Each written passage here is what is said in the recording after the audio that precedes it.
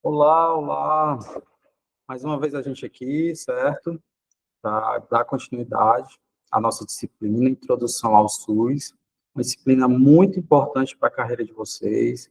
Se Deus quiser, daqui a alguns dias vocês vão estar aí trabalhando dentro de hospitais, postos de saúde, né? Mas é uma disciplina muito importante que vocês precisam saber, apesar dela ser muito teórica, mas se faz necessário sabê-la, porque vocês vão compreender como é que se estrutura o SUS, certo?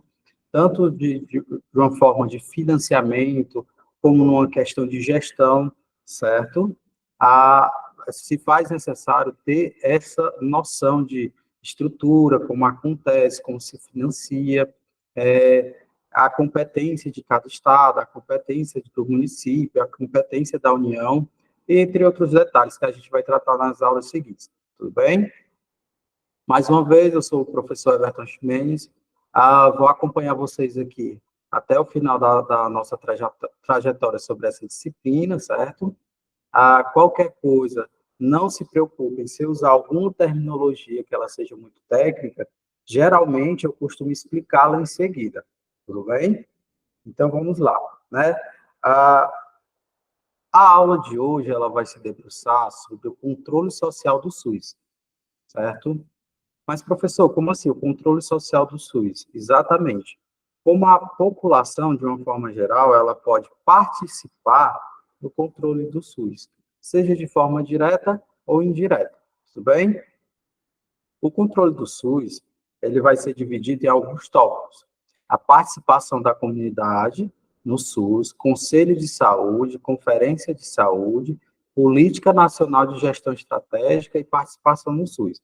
Gente, como vocês podem ver, esse capítulo da nossa disciplina, ele é um pouco mais extenso, certo? O que eu vou pedir de vocês? Mais atenção em relação a eles.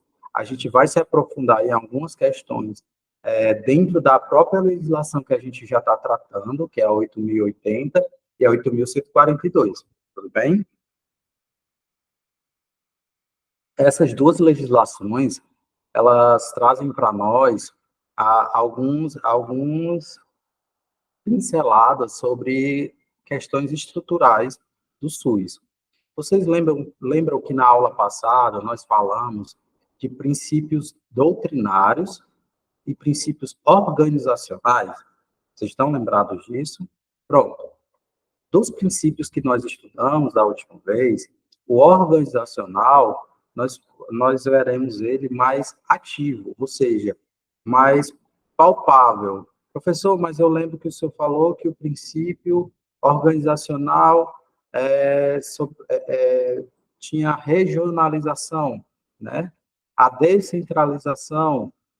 Sim, quando a gente começa a estudar aqui a legislação vigente e específica do SUS, nós perceberemos que justamente tudo que foi falado, tanto nas aulas anteriores, vai começar a ser aplicado aqui. Não tenham medo, parece muita coisa, mas não é.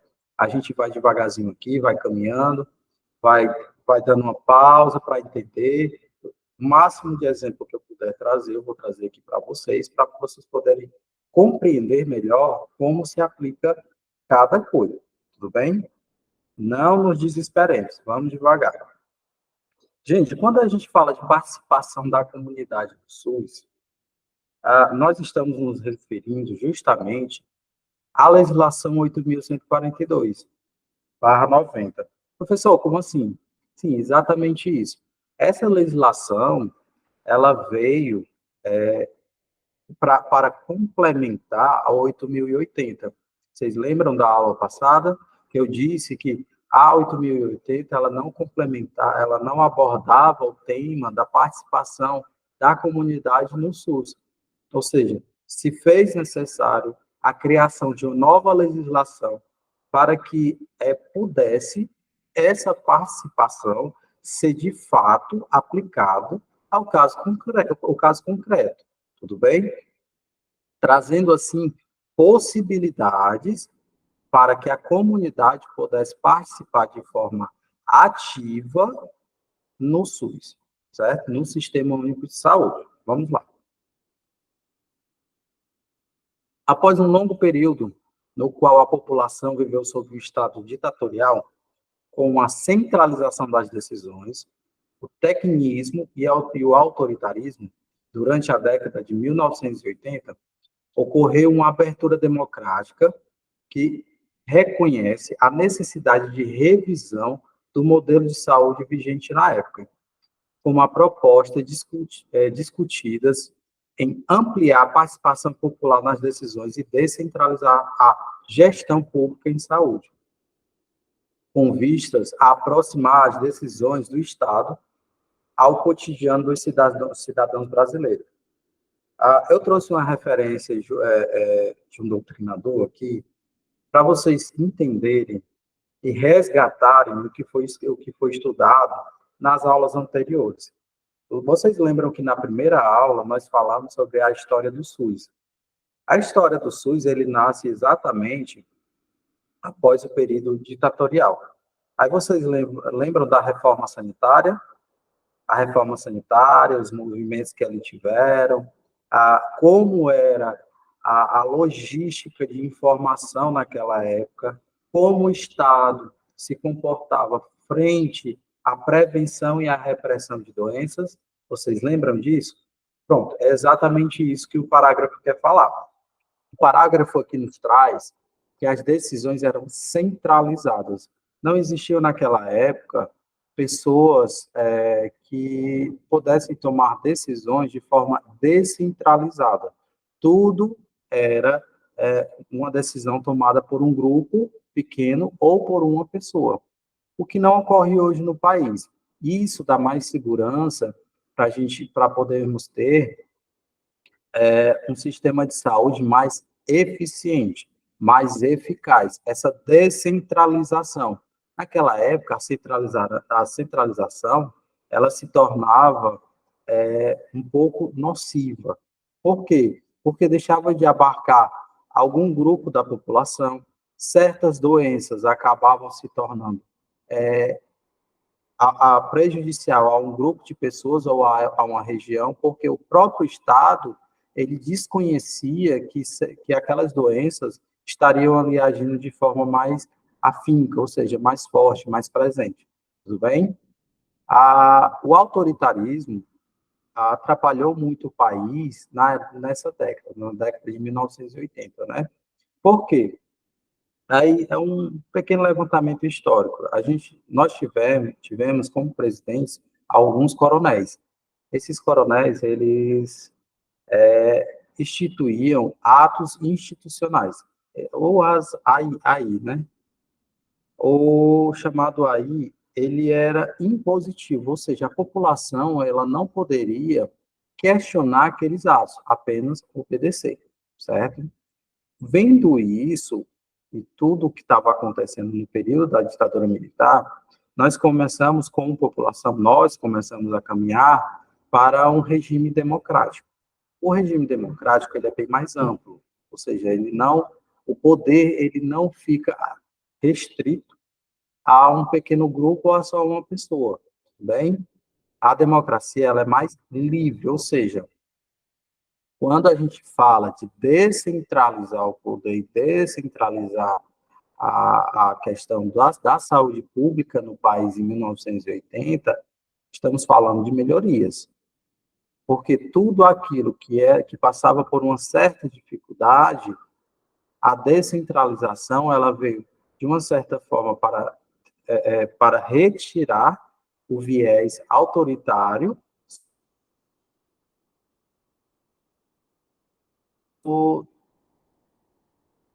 por em seguida, a questão da democracia, ou seja, da participação democrática da população.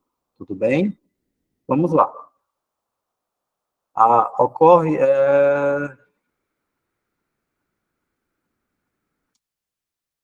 Nessa perspectiva, a dimensão histórica adquire relevância essencial para a compreensão do controle social, o que pode provocar reações contraditórias. De fato, o controle social foi historicamente exercido pelo Estado sobre a sociedade durante muitos anos. na época da ditadura militar. O que o parágrafo quer dizer aqui, gente, é que na época da ditadura militar, o Estado, ele suprimia o controle social. Ele fazia a parte da sociedade, sendo que a parte social cabe a mim, cabe a você, cabe aos gestores, cabe aos governadores, e não somente a um grupo de pessoas. Vocês estão conseguindo me compreender? Olha, imaginemos o mesmo exemplo que foi dado na aula retrasada, a questão da gestão, né? De gestar um grupo pequeno de pessoas e gestar um grupo grande de pessoas. Existe uma certa dificuldade, existe uma certa nocividade nesse ato. É mais fácil você conseguir gerir um grupo pequeno de pessoas do que um grupo grande de pessoas. O grupo pequeno, ele vai agir de forma coordenada, o grupo grande vai agir de forma descoordenada. Vocês estão conseguindo me compreender? Fica mais fácil quando a gente tem essa visão em mente, entendem? Pois vamos seguir. É importante destacar que a ênfase ao controle social, que aqui será dada referência às ações que os cidadãos exercem para monitorar, fiscalizar, avaliar, interferir na gestão estadual. Perdão, na gestão estatal e não o inverso. O que ele quer dizer aqui? Que o Estado ele tem que ser o sujeito passivo da relação de controle social. Ou seja, o sujeito ativo da relação de controle social, que nos referimos aqui, é o próprio cidadão em si. Sou eu, é você. Vocês estão conseguindo me compreender? A partir do momento que eu recebo um atendimento de má qualidade em um posto de saúde ou hospital, eu, como cidadão, eu tenho o dever de levar aquela situação a uma ouvidoria, a uma reclamação, a uma controladoria, a depender do caso. Vocês estão conseguindo me compreender? Ou seja, a partir daí, dessa formalização da reclamação, é que a gente pode ter mudança no serviço prestado. Logicamente, o Estado ele tem que saber que aquilo está sendo nocivo ou está sendo prestado de forma errônea. Vocês estão conseguindo entender? Fica bem simples com o exemplo, né? Pois vamos seguindo. Pois, como vimos, também denomina-se controle social as ações do Estado para controlar a sociedade, que se dá por meio de legislação, do amparo institucional ou mesmo por meio da força. Gente, quando ele fala aqui por meio da força, ele está se referindo à ditadura militar. Nessa época, existia muito o autoritarismo, ou seja, não se podia questionar as ordens do Estado e as ordens dos seus agentes. O Estado, logicamente, como um ente abstrato, ele agiria de forma legislativa. Como assim, professor? Ele vai legislar alguns decretos ou normas ou leis dizendo que aquilo era permitido ou proibido. Só que, naquela época, muitas coisas feriam o princípio da dignidade da pessoa humana. Vocês lembram desse princípio já citado nas aulas anteriores? Pois é, as pessoas não eram tratadas de forma digna, certo? Ou seja, durante a ditadura militar, o princípio da dignidade da pessoa humana, além de não existir, né, não era aplicado às situações. Entendam isso. Tudo bem? Vamos lá. Seguindo. A organização e mobilização popular, realizada na década de 80 do século XX, em prol de um Estado democrático e garantidor de acesso universal de direitos à saúde, coloca em evidência a possibilidade de inversão do controle social. Surge, então, a perspectiva de um controle de sociedade civil sobre o Estado, sendo incorporada pela Constituição Federal de 1988, justamente com a criação do SUS. Nós já tratamos esse tema aqui nas aulas anteriores, certo?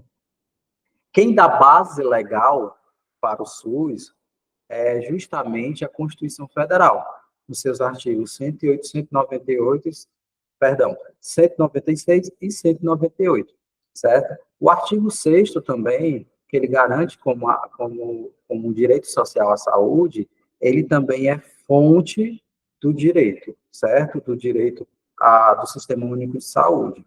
Ou seja, numa questão introdutória, né, a própria Constituição, ela já vem trazendo para a gente que a saúde é um direito social.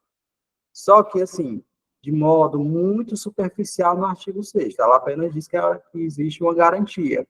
Já no artigo 196 e 198, a gente já tem melhor um tema abordado ou a extensão abordada sobre o assunto de saúde.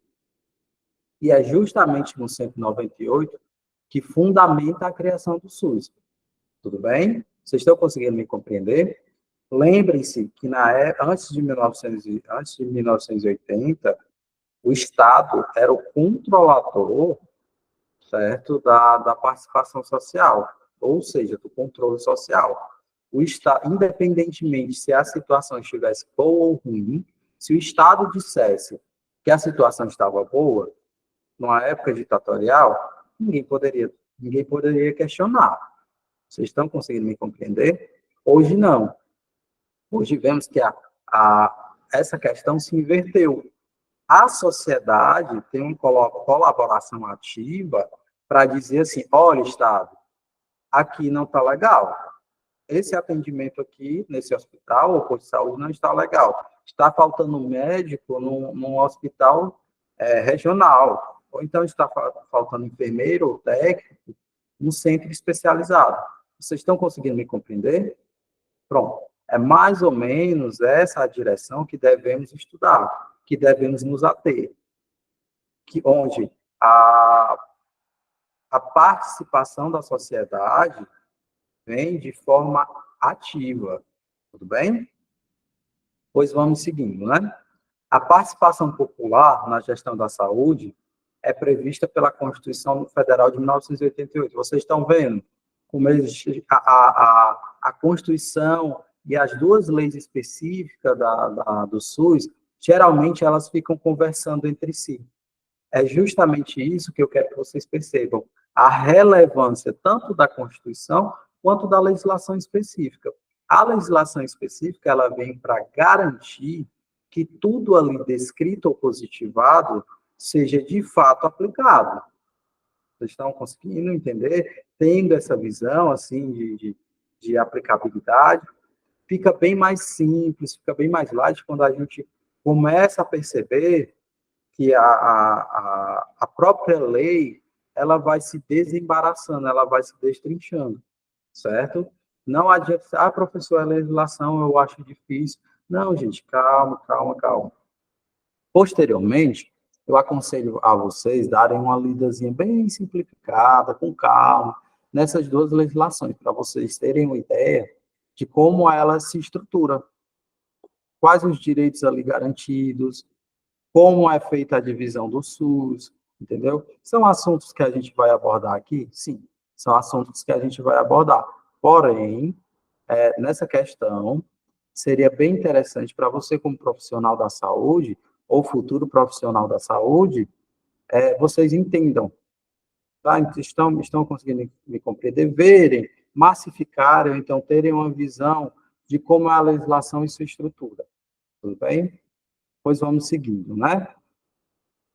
Em seu artigo 198, como já dito, né, que trata de diretrizes do SUS, a descentralização, a integralidade, a participação da comunidade.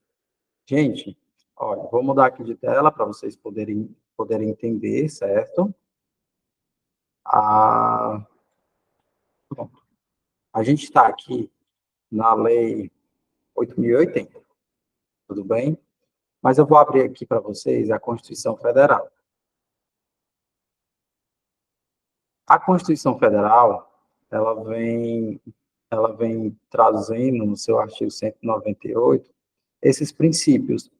Vocês lembram que nas aulas passadas eu disse, olha, a Constituição Federal, é um manto de normas, é um manto de princípios. Geralmente, quando a gente vai perceber, as legislações especiais, elas acabam por copiar ipsilitris, ou seja, do jeito que está na lei, alguns princípios. E isso é normal, viu, gente? Isso é muito normal para a Constituição Federal. E principalmente para as leis infraconstitucionais, ou seja, aquelas legislações que estão abaixo da lei, certo? Pronto. Trazendo aqui a Constituição Federal. A saúde é o direito de todos e dever do Estado. Mais uma vez, eu peço para que vocês se atentem ao verbo dever.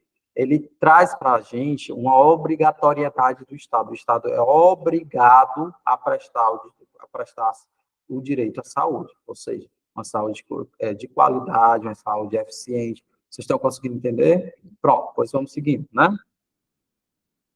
Garantindo mediante políticas sociais e econômicas que visem a redução de risco de doenças e outros agravos e ao acesso universal e igualitário às ações e serviços para sua promoção, proteção e recuperação.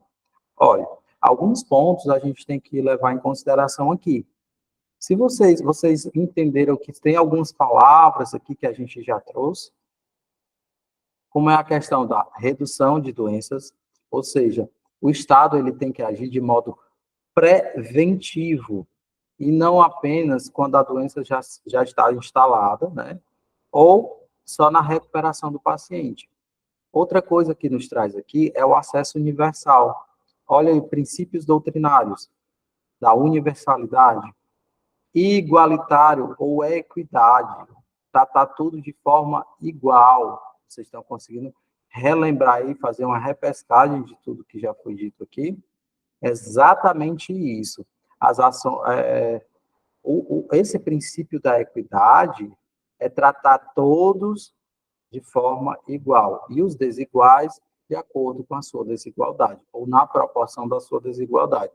Essa frase, apesar de ser um pouco complexa, ela já foi explicada na aula anterior, tudo bem? Pois vamos seguindo. São de relevância pública as ações e serviços de saúde, cabendo ao poder público dispor, nos termos da lei, sobre sua regulamentação, fiscalização e controle, devendo sua execução ser feita diretamente ou através de terceiros, também por pessoas físicas ou jurídicas de direito privado. Gente, o artigo 197, trazido aqui, ele é interessante por quê? Porque ele já dá um viés ou a possibilidade do serviço público ser prestado por terceiros. Aqui já entra a questão da iniciativa privada, né? Hospitais privados, eles podem participar da saúde pública, pode. Logicamente, né, não de uma forma direta, porque eles são privados, mas hospitais de iniciativa privada, eles podem, juntamente com o SUS, trabalharem em conjunto, tanto para prestar um serviço à saúde de forma preventiva ou repressiva, né, repressiva no caso do cuidado, né, o cuidado do paciente quando ele já está infectado ou lesionado por certas doenças, enfim. Mas é justamente, eu quero que vocês entendam que é justamente nesse artigo que nasce a possibilidade de entes privados agirem no serviço à saúde, certo? Pois vamos seguindo. O artigo 198, as ações e serviços de saúde integram uma rede regionalizada, hierarquizada e constitui um sistema único, organizado de acordo com as seguintes diretrizes. Diretrizes, gente, nada mais são do que nortes, certo? Princípios ou nortes. Ou seja, a própria legislação diz que as ações de serviços públicos devem seguir essa direção, tudo bem? Não podendo delas desviar. Vamos lá. Eu quero que vocês entendam aqui e percebam, principalmente, que a gente já trouxe alguns temas aqui. Vocês lembram da regionalização? Eu já dei um exemplo nessa aula agora e na aula passada também. Aqui a gente está lidando com um princípio organizacional. A hierarquização que ele traz aqui não é bem uma hierarquização de imposição, mas, gente, A gente tem um ente federal, a gente tem um ente estadual, a gente tem um ente municipal, certo? Pois sigamos.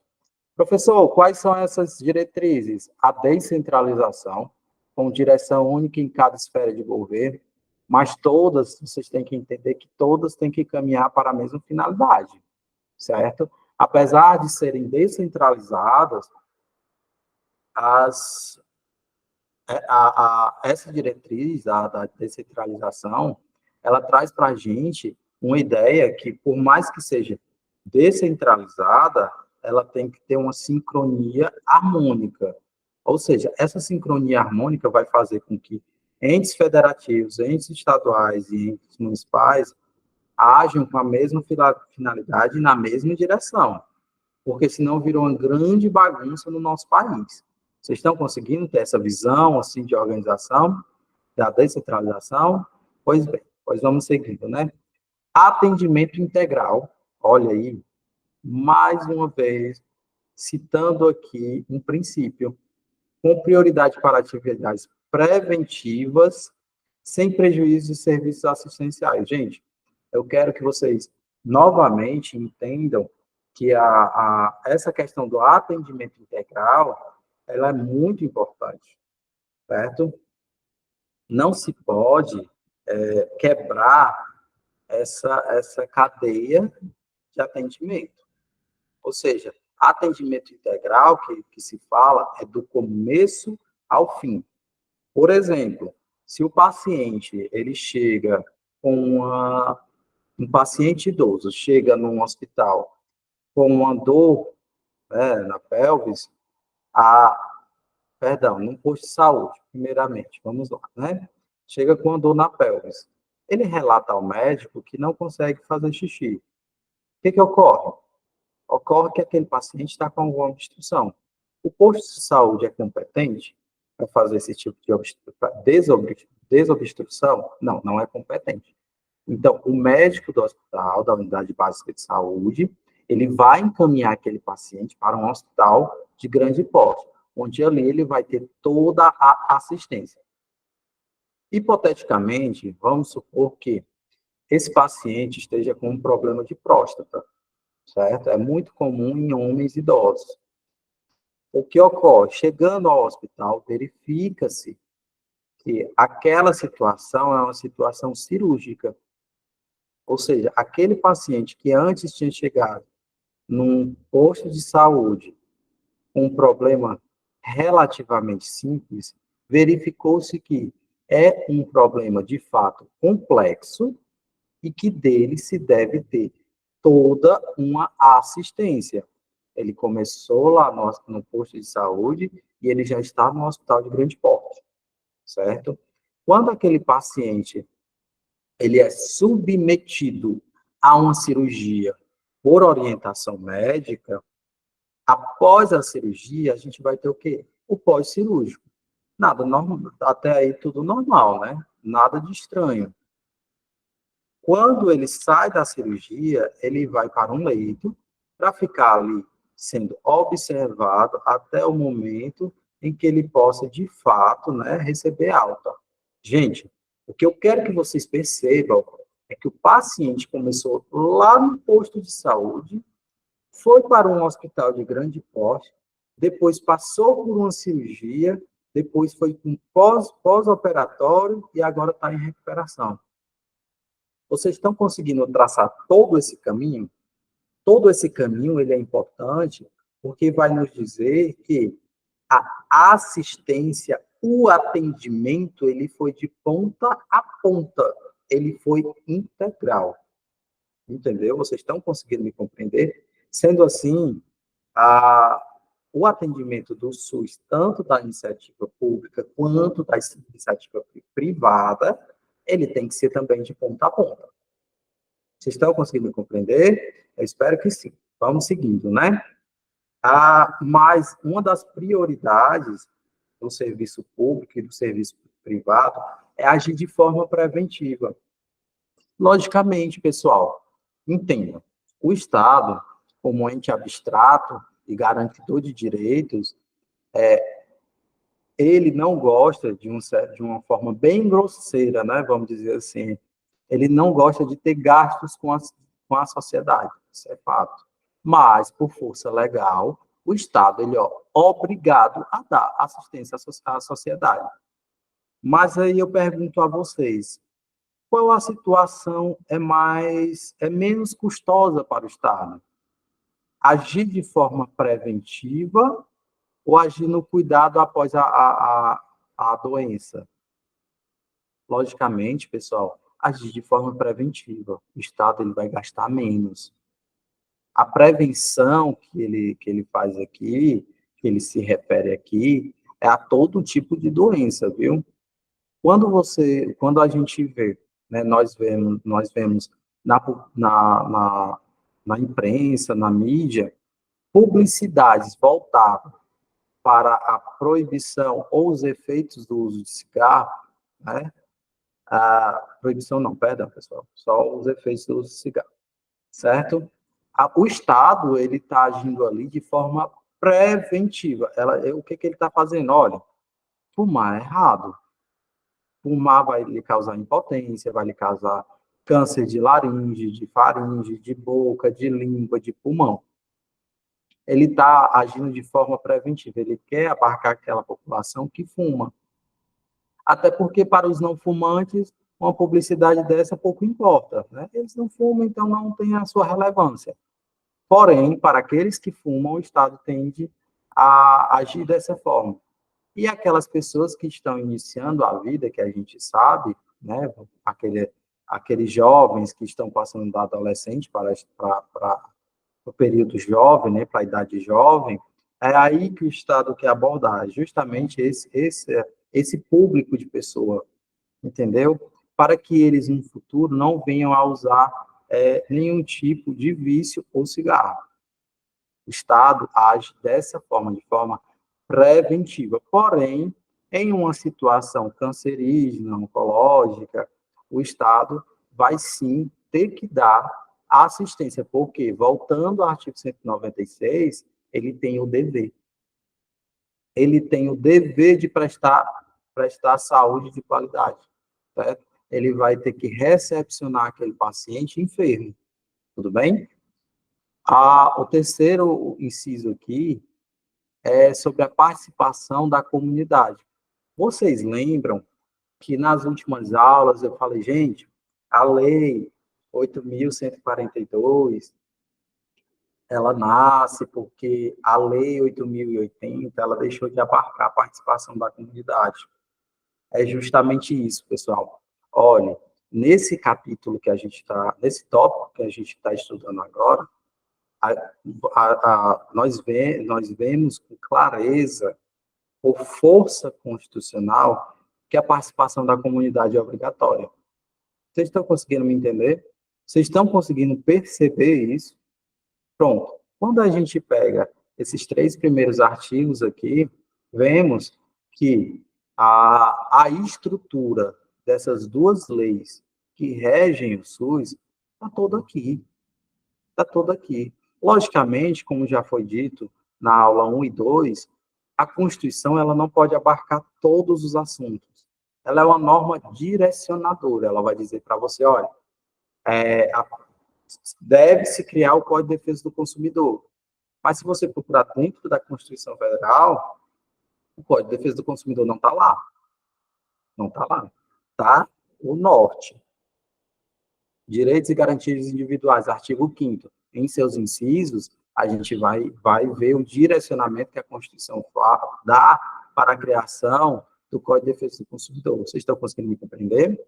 Pois bem, aqui, na legislação que direciona, cria e regulamenta o SUS, é a mesma coisa. O artigo 198, 197, 196, ele é base legal, tanto para a criação de normas, quanto para a criação do programa, do sistema, certo? Desculpa, programa não, gente. Programa, ele pode ser desfeito, sistema não, viu? O que ocorre? Aqui está toda a base legal, toda a base legal. Se a gente pular aqui para o parágrafo primeiro, nós vamos ver também, em uma das últimas aulas abordadas, a questão do financiamento. É justamente isso que a gente já estudou.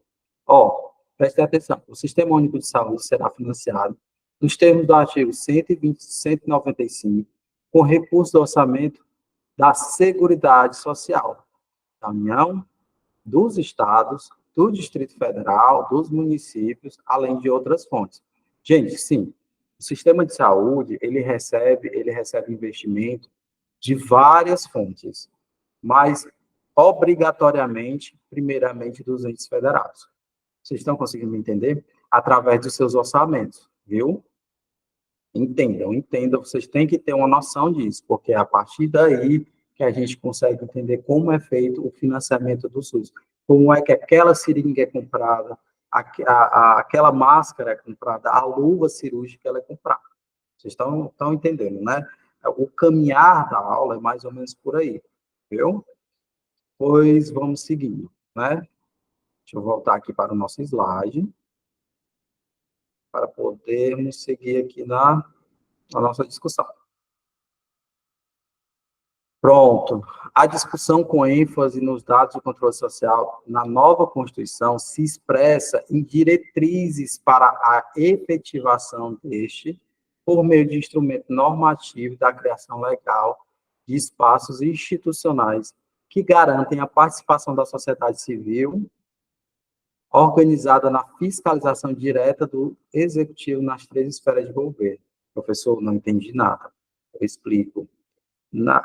Esse parágrafo, ele traz aqui que essa discussão dentro da nova Constituição, ela foi positivada, ela foi escrita, é taxativo, ela está aqui como uma forma impositiva.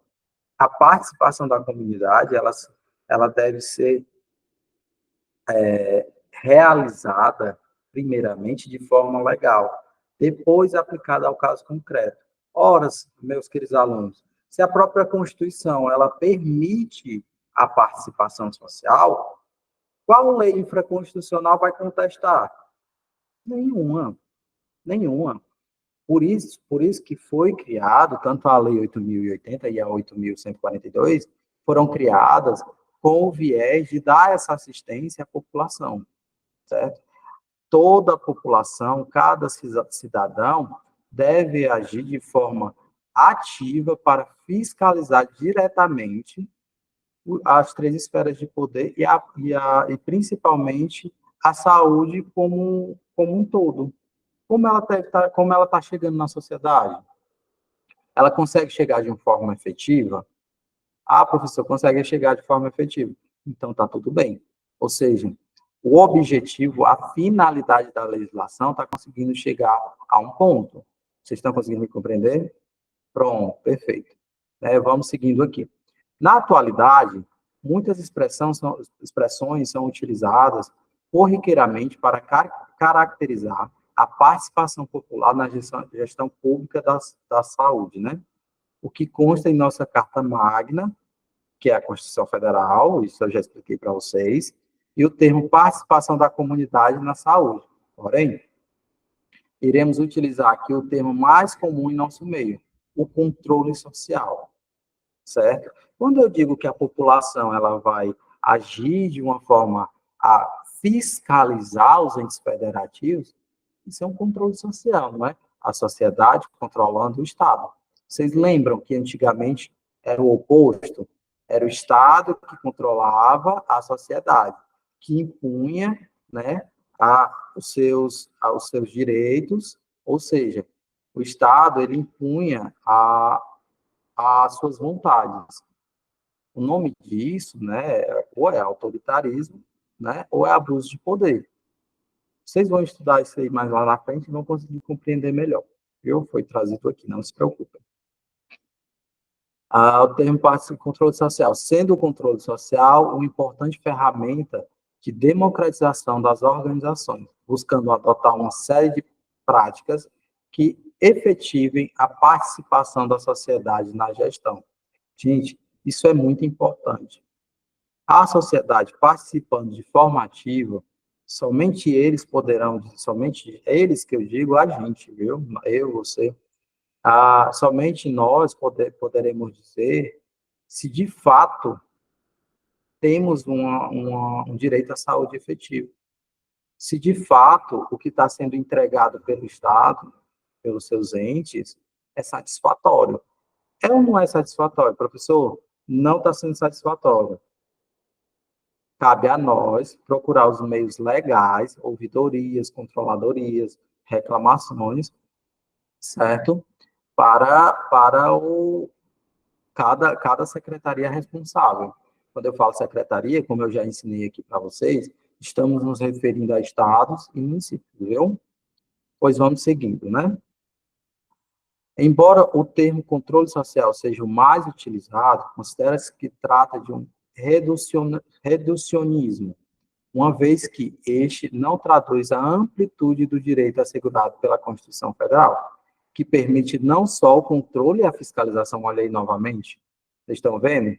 Que cada cidadão deve controlar e fiscalizar, onde o cidadão e políticos têm um papel social a desempenhar através de execuções de suas funções, ou ainda através da proposição, onde o cidadão participa de formulação de políticas, intervindo em decisões e orientando a administração pública quanto às melhorias, as melhores medidas a serem adotadas com o objetivo de atender aos legítimos interesses da população.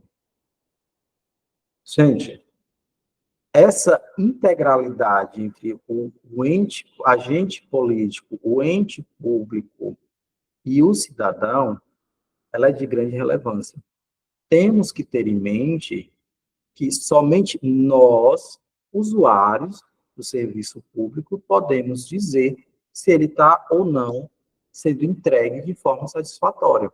O Estado, ele não necessita do serviço público, porque ele é um ente abstrato. Ente abstrato, um ente imaginário, ele não necessita de um sistema de saúde. Não. A única coisa que o Estado mais se preocupa é em arrecadação. É um dos pilares do Estado, arrecadar, entenda. Como já foi dito nas aulas anteriores, né, o Estado ele existe para organizar a sociedade, mas somos nós que vamos dar o feedback de como aquilo está chegando na ponta.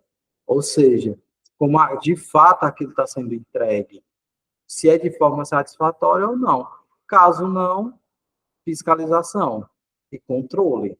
Ou seja, vamos usar os meios legais para que isso, para que o dano que esteja sendo causado, ou então a insatisfação que esteja sendo causada, seja sanada. Vocês concordam comigo? Pois bem. Gente, esse capítulo da controle social, ele vai se dividir em 4 aulas, tudo bem? A gente vai começar falando sobre o controle social, depois a gente vai para o Conselho de Saúde, a Conferência de Saúde, Política Nacional de Gestão Estratégica Participativa no SUS, tudo bem?